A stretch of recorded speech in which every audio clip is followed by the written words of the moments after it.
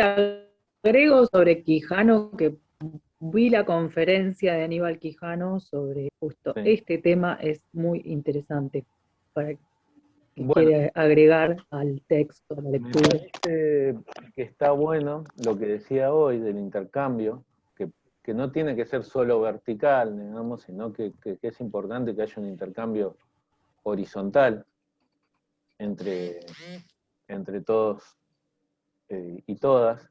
Para los compas. Si tenés el link de la conferencia, colgalo en el muro, compartilo. Lo comparto, Y, sí. y esto es una sugerencia para todos. Tampoco hagamos un bombardeo, ¿no?, en el muro. Pero todos aquellos que encuentren algo que pueda aportarle al resto de sus compañeros y compañeras sobre los textos, compártanlo en el muro. El muro también del Classroom, también la idea es que funcione como un pequeño foro en el que todos puedan intercambiar algo que enriquezca este espacio y que lo ayude a construirse con más fuerza y que ustedes y todos y todas comprendan mejor los elementos que estamos dando. Eh, como les decía, y voy a seguir con lo que venía hablando, que ya venía planteando nada más, y lo voy a hacer muy rápido también, lo de Quijano y lo de Rinesi y lo de Giddens, porque en realidad están las clases específicas, donde sí tratamos de desarrollar bien los conceptos, ¿no?, que ustedes las pueden volver a ver, porque como dije, están ahí en YouTube, nosotros las subimos y las dejamos ahí todo el cuatrimestre, para que ustedes las puedan ver todas las veces que consideren necesario. Simplemente hoy la idea es remarcar algunos conceptos fundamentales de esos autores como cierre de esta unidad. Y les decía, en esa relación que plantea Quijano, en esa diferencia que plantea entre colonialismo y colonialidad, en este vínculo entre estos dos conceptos, la racionalidad como un modo de entender el mundo y la modernidad como una etapa histórica, ¿no es cierto?, esa etapa histórica unida a ese modo de entender el mundo, por eso esa barra no divide, sino que une esos dos conceptos, digamos. En esa relación está la disputa entre el saber, la verdad y el poder, lo que abordamos en esta unidad. Entonces lo importante que ustedes tienen que entender de ese texto es qué diferencia plantea Quijano entre colonialismo y colonialidad. ¿Qué plantea Quijano como conceptos de qué saberes fueron legitimados y qué saberes fueron deslegitimados en ese marco de esta unidad de racionalidad-modernidad? Siempre hubo distintas formas de entender el mundo y algunas por momentos han sido hegemónicas. Este concepto también lo vamos a trabajar mucho tiempo, ¿no? Hegemonía. ¿Qué es la hegemonía? La hegemonía no es cuando todos responden a un interés, sino cuando una mayoría hace propio un concepto o una idea, que a veces es un concepto o una idea que defiende intereses de un determinado sector. Pero esa idea o ese concepto se vuelve hegemónico cuando la mayoría de la sociedad lo acepta como verdad, como válido. En un momento, la hegemonía sobre el conocimiento la tenía la Iglesia Católica. La Iglesia Católica, sobre todo en la Edad Media, definía qué era verdad y qué era mentira.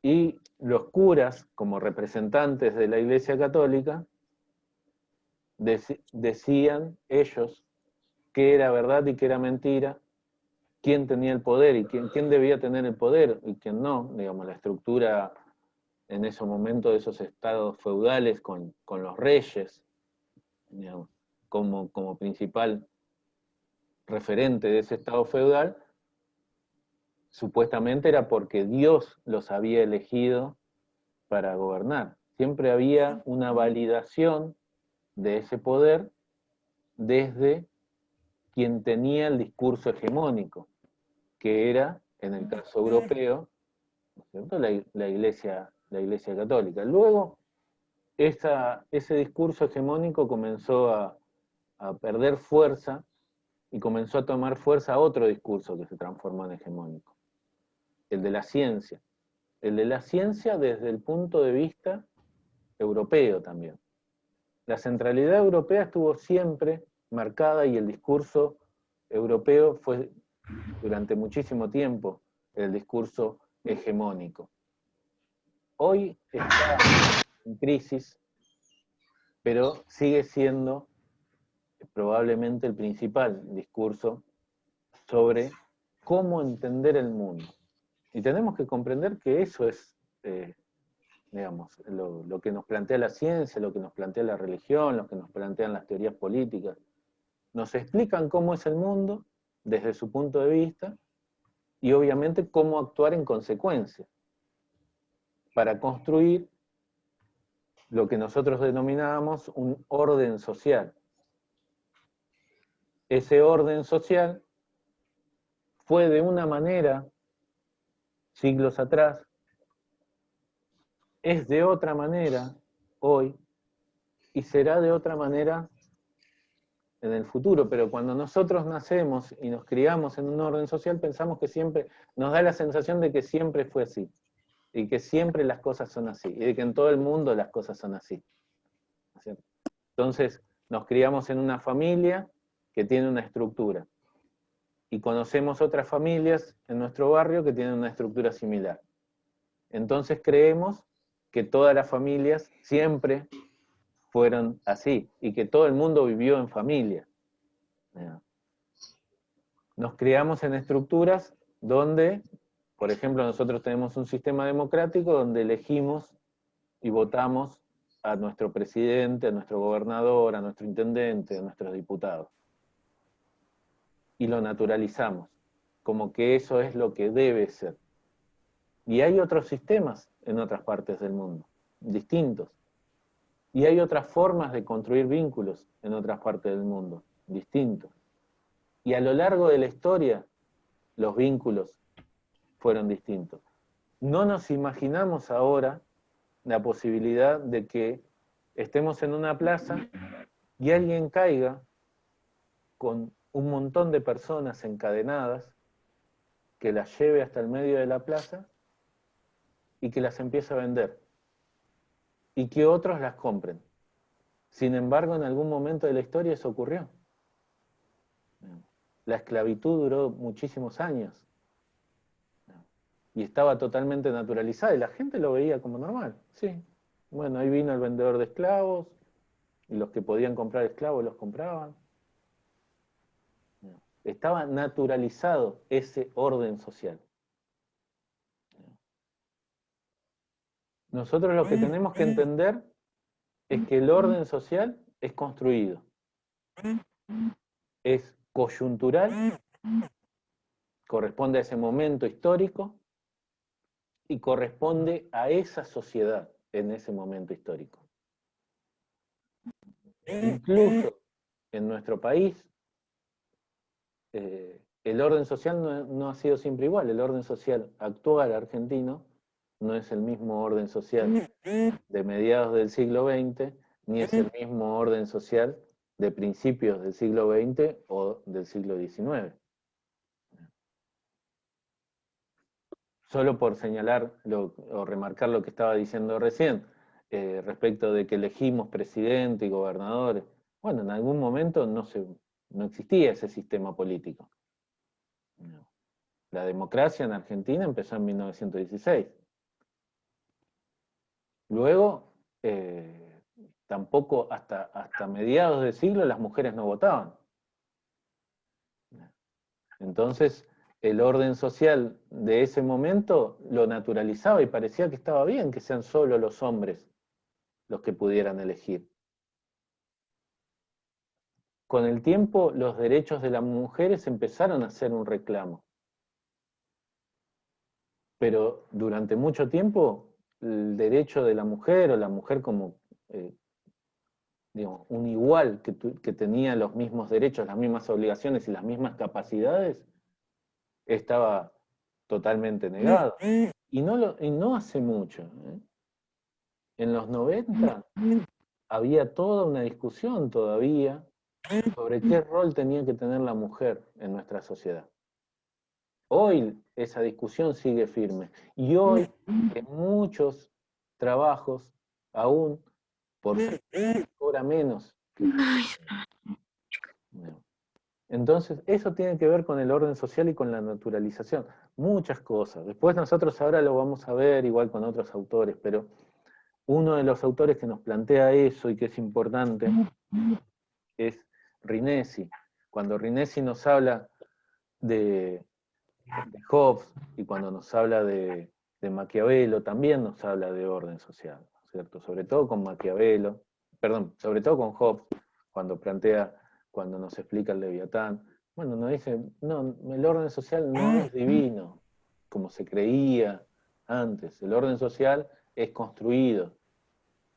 Es un orden social construido por convenciones que nosotros aceptamos y que reproducimos. Y después muchas de esas convenciones pueden o no cambiar, y pueden o no cambiar para bien o para mal. A veces se instala un modelo político que modifica el orden social para perjuicio de grandes mayorías. No siempre las transformaciones del orden social son en beneficio, son un progreso. Eso también hay que tenerlo en cuenta. A veces las transformaciones del orden social implican un retroceso en los derechos de las grandes mayorías. Lo estamos viendo también hoy por hoy en Colombia. El estallido social que existe hoy en Colombia tiene que ver con un orden social totalmente injusto. Colombia y Chile, dos de los países de la región que muchas veces los medios de comunicación nos presentaron como modelos, son dos de los países más injustos del mundo según los índices de las Naciones Unidas. La distribución de la riqueza los transforma en países donde hay un pequeño grupo que concentra cada vez más la riqueza y enormes masas que cada vez pierden más derechos. La transformación del orden social, que con medidas políticas quería hacer el gobierno actual colombiano, fue la gota que rebasó el vaso y quiso que miles y miles salgan a la calle a reclamar un cambio, a reclamar que se den de baja esas medidas y a reclamar un cambio en ese ordenamiento social tan injusto. El gobierno, que representa a un sector que quiere mantener el orden social y profundizarlo en esa desigualdad, responde con represión, responde con el uso de la violencia. Bueno, estas cosas nosotros las tenemos que ir viendo cuando vayamos abordando estos autores. Con Rinesi, y esto lo quiero remarcar, con Rinesi el concepto principal es el del conflicto como un elemento fundante de la política. Él va a decir que un paralelismo entre tragedia y política, tragedia no como hecho trágico, tragedia como género literario. El paralelismo entre tragedia y política es que los dos tienen como central el conflicto, y un conflicto subjetivo. ¿Qué quiere decir subjetivo? Que está en el orden de los valores de las personas. Profe, pero, perdón, pero bueno, pero el conflicto es un elemento constitutivo de la tragedia y también de la política. Es lo que estaba Eso es lo que tratando dice. de remarcar, que es lo que dice Bien, perdón, disculpe. que plantea eso, que es constitutivo de estos dos espacios, que es fundante de estos dos espacios. Claro. Pero teniendo en cuenta que en las sociedades hay conflicto y siempre va a haber conflicto. Porque justamente por lo que decía recién, el ejemplo de Colombia, ¿no? Bueno, hay un sector que cree que quienes concentran la riqueza tienen derecho a concentrar aún más la riqueza y pagar menos impuestos, y que los sectores más vulnerables deben perder aún más derechos y pagar incluso aún más, con, entre otras cosas, la reforma tributaria que se planteaba en Colombia era un aumento del IVA, ¿no es cierto? El IVA es el impuesto que tienen todos los productos, entre ellos la comida, ¿no es cierto? O sea, cuando te encarece todo, te encarece la vida. El impuesto de valor agregado. Tal cual. Y te encarece muchísimo la vida. Bueno, en ese conflicto entre, bueno, ¿quién debe pagar? ¿Deben pagar más los que más tienen? ¿Deben pagar más los que menos tienen? ¿Debe haber un cambio en eso? ¿No debe haber un cambio? Ahí en ese conflicto surge la política. En el conflicto de cuáles son los derechos, en el conflicto de cómo deben ser las libertades, en el conflicto de cómo deben ser las posibilidades de ascenso social, en el conflicto de qué debe pagar el Estado y qué no lo debe pagar, en el conflicto de cómo debemos organizarnos estructuralmente, institucionalmente. En todos esos conflictos, quien media es la política. Quien aparece para mediar es la política, porque surge a raíz del conflicto, resuelve ese conflicto, siempre para un lado o para el otro. A veces lo resuelve para el lado de las grandes mayorías y a veces lo resuelve para el lado de las grandes minorías, de las pequeñas minorías, perdón. Pero Sí. es la política lo que resuelve ese conflicto. Y después aparece otro, y después aparece otro. No. Pero lo importante de este texto es eso, es entender que Rinesi nos plantea que el conflicto es constitutivo de la tragedia como género literario y de la política, y que es un conflicto que se da en el plano subjetivo, como dice Rinesi. Por eso él define como distinta la tragedia antigua, que es la tragedia griega, de la tragedia moderna, la shakespeariana, ¿no? Va a decir la tragedia Es como antigua. si fueran de la mano, profe. ¿Cómo? No Que te es como escuché. si fueran de la mano, porque, hola, Sí, sí. que le digo que es como si fueran de la mano, porque sin conflicto no hay tragedia, y Bueno, sin conflicto tampoco no hay política. justamente él va a decir eso, pero lo que quería remarcar es que no, él diferencia la tragedia antigua, la de los dioses griegos, la de Edipo, por ejemplo, o las distintas Sí, tragedias sí. griegas, de la diferencia de la tragedia shakespeariana. Porque dice que en las tragedias griegas Eso todo es lo que se... decía Weber, ¿no? ¿Cómo? No te escuché, disculpa. Eso era lo que decía Weber, Eso ¿no? es lo que dice No, Weber. Rinesi, Pero estamos Rinesi. hablando de Rinesi ahora, sí, en el plano, en política y Ah, tragedia. Sí. Eh, él va a decir, la tragedia griega la resolvían en el plano de los dioses. La tragedia shakespeariana se resuelve en el plano subjetivo, digamos, que es el plano de los valores. Digamos. Lo que decía recién, si creemos que tiene que pagar más uno o pagar más otro, si creemos que la gente que no tiene trabajo tiene que tener subsidios hasta que consiga trabajo o no, si creemos que cada cual debe salvarse individualmente o si la salvación debe ser colectiva, son todos valores.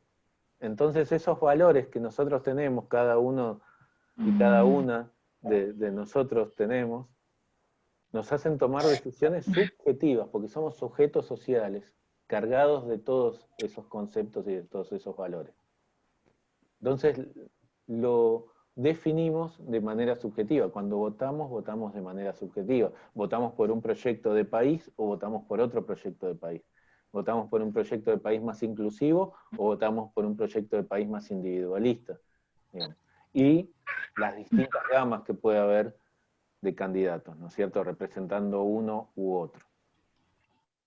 Entonces, esto es lo esencial del texto de Rinesi, el concepto de que la tragedia nos da elementos para analizar la política, porque tanto en la tragedia como en la política, el conflicto es constitutivo de ellos. Sin conflicto no hay tragedia, sin conflicto no hay política. Eso es lo esencial del texto de Rinesi.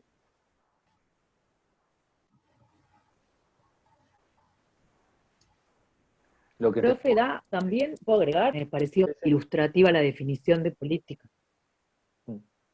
¿Mm? ¿Qué es la política? La anoté porque me pareció interesante más allá de que uno hasta puede construir la propia definición de política, o hay miles de definiciones de política, pero Sí. yo la remarqué que es el arte de tratar los conflictos, y me pareció bueno desde el punto de vista de las obras, o sea, desde tomando la tragedia como parte del pensamiento trágico. Es muy interesante desde ahí, porque creo que las obras teatrales en general, todas, surgen desde un conflicto. Uno se plantea un conflicto para poder narrar y desarrollar un guión, por ejemplo. Claro. Entonces, también lo veo desde ahí y me pareció muy interesante esta definición.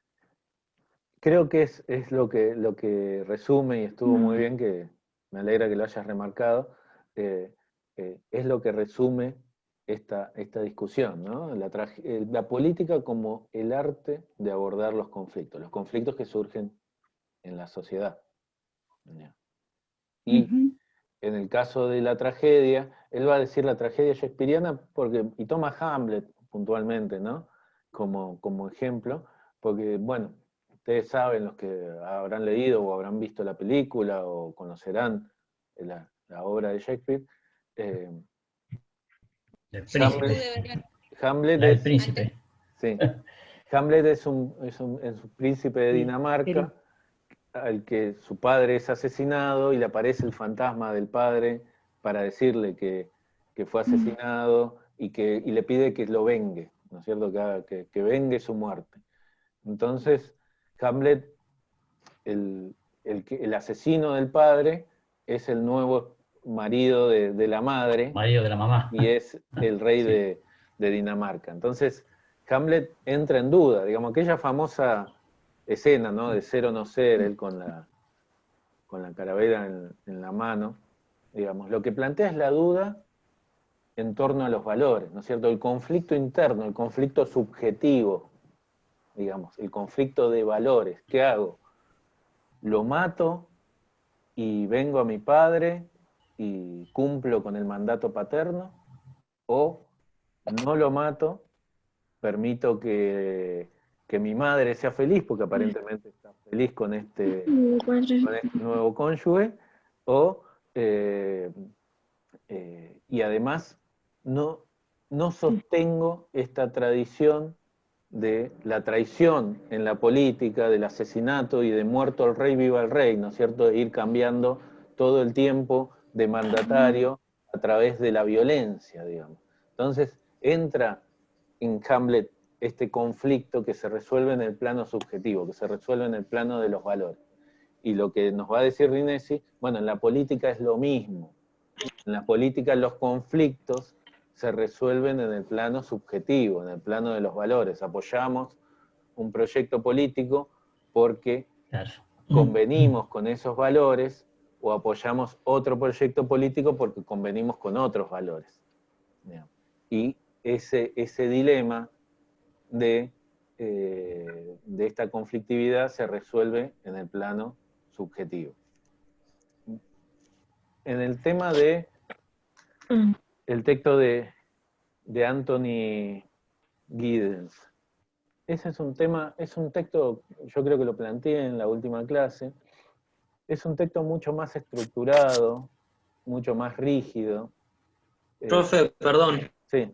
Se cortó todo porque estoy teniendo mal wifi. ¿Podés repetir lo último que Sí, estoy dijiste? grabando igual. Eso, creo que era de la política, ¿no? Porque se me cortó todo. Sí. Igual, Teo, estoy grabando la clase. Y la voy a Joya. subir a YouTube, y después la voy a compartir ahí en el muro de de Classroom, para que la puedan volver a ver. Sí, ahora, profe, ahora vamos a hablar entonces de la teoría sociológica de La Anthony teoría Giddens. sociológica de Anthony Giddens, que decía que, Ah, a ver, perfecto. lo que vemos con este texto es que esta relación, ¿no es cierto?, entre la verdad, el saber y el poder, esta relación que vemos en todos los textos de esta unidad, digamos, o en la mayoría de los textos de esta unidad, porque le decía, cuando vemos Bourdieu en el práctico también vemos, perdón, vemos esta relación, ¿no es cierto? Bourdieu nos va a decir, hay una ciencia que incomoda. ¿Cuál es esa ciencia que incomoda? Es la sociología. ¿Y por qué incomoda la sociología? Porque nos muestra que dentro, incluso de las propias ciencias sociales, hay una relación con el poder que permite legitimar algunos conocimientos sobre otros. Hay unos conocimientos que el poder dice, estos son los conocimientos válidos, y hay otros conocimientos que son negados, como los conocimientos de los pueblos originarios, por ejemplo. Esos conocimientos son tratados como mitos, como supersticiones, pero no son validados. Y el conocimiento que es validado en la actualidad es el conocimiento científico. Entonces, y una parte de ese conocimiento científico, y hay escalas de valores dentro de ese conocimiento científico que incluso dicen que hay un conocimiento más válido que otro. En ese sentido, bueno, Fox Keller nos va a mostrar que en esa relación, digamos, de poder, saber y verdad, también hubo durante mucho tiempo una negación del conocimiento de las mujeres, y que cuando una mujer pensaba racionalmente, se decía que pensaba como hombre, y cuando un hombre pensaba emocionalmente, se decía que pensaba como mujer, y se caratulaba el pensamiento racional como masculino y el pensamiento emocional como femenino durante muchísimo tiempo, digamos. Y se negaba o se invisibilizaba a las mujeres que hacían desarrollo científico, digamos. Quijano nos va a decir que ese pensamiento también es colonial y que también responde a los intereses del centro, digamos. Y Giddens nos va a mostrar que incluso dentro de las ciencias está en discusión la verdad con distintos enfoques, ¿cierto? Con los distintos enfoques nos va a plantear, y es un texto muy estructurado que no voy a explicar mucho porque por ahí está más profundizado en la explicación que di en la clase pasada, y como dije, sigue colgada ahí en YouTube y la pueden ver, pero nos va a explicar que no hay un solo enfoque en las ciencias sociales. No hay una sola verdad, una sola forma de entender y desarrollar las ciencias sociales. Hay como mínimo 4 grandes enfoques: el funcionalismo, el estructuralismo, el interaccionismo simbólico y el marxismo. Y que además esos enfoques, dentro de estos enfoques se plantean debates, se plantean dilemas, va a decir él. Bueno, cuando hago investigación científica, cuando hago un desarrollo científico en lo social, ¿en qué debo hacer hincapié? Eso es un dilema, ¿no? Una contradicción. ¿En qué debo hacer hincapié? ¿En la estructura social o en la acción humana? Creo que en una sociedad puede existir el consenso y se puede construir ese consenso. ¿Tengo que hacer hincapié en eso? ¿O tengo que hacer hincapié en el conflicto? Tengo que trabajar la incorporación En de las la dos cosas. cuestión de género. ¿Cómo lo trabajo? ¿Cómo incorporo la cuestión de género a la investigación? ¿La influencia del sistema económico es determinante a la hora de analizar un fenómeno social? Bueno, esos son los dilemas que nos va a plantear Anthony Giddens, que están en esta disyuntiva, ¿no es cierto? Que están en este debate que hay dentro de las mismas ciencias sociales. Y va a haber quienes se inclinen por uno y se inclinen por otro, quienes planteen que lo económico es lo fundamental y no lo de género, y que dicen, bueno, no, hay que hacer hincapié en las cuestiones de género porque o en las cuestiones económicas, digamos. El gobierno de Temer, cuando dio el golpe parlamentario contra Dilma Rousseff, era todo un gobierno de hombres blancos y mayores de 70 años, en un Brasil donde hay más mujeres que hombres y donde hay más negros que blancos. Entonces, ahí, digamos, había elementos para analizar desde los dos lugares, pero a veces con las cuestiones de género no alcanza. El gobierno de Lasso, que ganó ahora las elecciones y que todo indica va a profundizar los conceptos neoliberales y las ideas neoliberales en Ecuador, nombró en gran parte de su gabinete mujeres. ¿Eso qué garantiza? Entonces, hay que ver cuáles elementos en la investigación científica se priorizan, quiénes han sido deslegitimados, quiénes han sido reivindicados, y como dice Boaventura de Sousa Santos, construir un conocimiento nuevo que sea anticapitalista, anticolonialista, pero también antipatriarcal, que tenga esas tres patas para el análisis, porque donde le falta una de las patas, donde hacemos hincapié solo en uno de esos aspectos, estamos dejando pasar los otros dos que son fundantes del orden social en el que estamos transitando. Quedan 5 minutos de clase. Les voy a pedir si alguno quiere hacer alguna pregunta, y si no, probablemente se corte, que escriban las preguntas en el muro de Classroom, y yo trataré de ir respondiéndoselas. Andaba una mosquita. Trataré de ir respondiéndoselas en brevedad. Si puedo, se las respondo hoy mismo, si no, cuando pueda. ¿Alguien quiere hacer alguna consulta, acotar algo, aportar algo? Activen el micrófono y planteen. Sí, Liz. Profe, estoy pensando en que hay cosas que quedan demostrado que en esto de decir la verdad que tiene solamente el colonialismo o el eurocentrismo. Por ejemplo, en la parte democrática pienso en la República Democrática justamente del Congo, donde es pobre y hay solo un grupo de personas millonarios, o sea que evidentemente ahí se refleja que la democracia en sí no es la solución para los problemas, ¿no? Y con respecto al género, ha quedado demostrado que ciertas carreras las manejan mejor las mujeres, cuando no, digamos, no eran consideradas para, por ejemplo, ciencias duras y demás. Hoy en día está demostrado que hay mujeres que llevan eso, o la política, quizás mejor que los hombres, por así decirlo. Sino que pienso en que estos autores si plantean como alguna solución a todo esto que venimos charlando. Nada más eso quería preguntar y agregar. Bueno, ahí Candela pregunta también si hay un texto para la clase que viene, y sí, es el primer texto de la unidad 8, ahora lo voy a poner como material de Classroom. A mí me pasa algo. Decime. ¿Puedo agregar? Sí.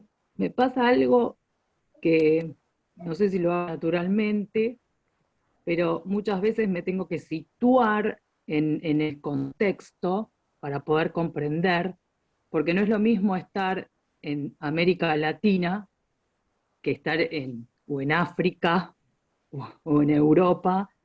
Entonces me pasa con algunos temas, por ejemplo, género o el tema de los derechos que tenemos las mujeres, porque se tratan de diferentes maneras. Yo creo que también me hace pensar y irme un poquito de América Latina y ver qué sucede con otras culturas y el sometimiento a la mujer, porque hay muchos países que todavía existen determinadas acciones sobre el sexo mujer, que bueno, estuve la semana pasada investigando un poco, que lo voy a traer en algún momento porque es muy interesante, de la lucha de las nenas africanas, o esto de los matrimonios, que es una existencia, ¿no?, cultural en la adolescencia, que hacen casar a las niñas siendo chicas. O sea, me pasa esto, me pasa, pero porque soy curiosa y porque quiero ir, me parece un poquito más allá, y no quedarme en esta burbuja, ¿no? Que no, me siento como que a veces estoy en una burbuja de lo que es Argentina, los países latinoamericanos, y bueno, me voy un poco para otros países y todavía me sorprende o me llama la atención de que se realicen ciertos tipos De práctica. bueno, que tienen que ver con los pensamientos y culturas Sí, sí. distintas. No sé si entienden o... Sí, sí. Creo que por lo menos yo te entendí lo que planteaste. Me está marcando que queda 1 minuto de Classroom, así que se va a cortar. Ah, No sé si va a llegar a responder. no hay problema. Pero le decía, por un lado, Alice, sí, estos autores plantean algunas soluciones, como Quijano, que plantea el tema de la descolonización epistemológica, también lo plantea un autor que no vemos, pero que está en línea, que es Boaventura de Sousa Santos, y después, sí, lo que decía Karina, cuando uno analiza un fenómeno, lo tiene que analizar en ese momento histórico, en esa sociedad determinada.